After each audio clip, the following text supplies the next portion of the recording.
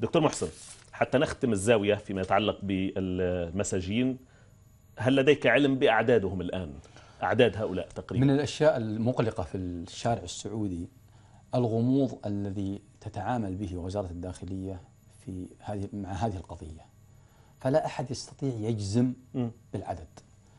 المسؤولون يضعون العدد بضعة آلاف، والمواطنون مما يرون من اعتقالات ممن حولهم يرفعون العدد إلى عشرات الآلاف، لربما وصل بعضهم إلى ما يقارب 27,000 لربما. وهذه نعم، هذه طبعا أرقام أنا لست متأكدا منها إطلاقا، لكن هنا إشكالية.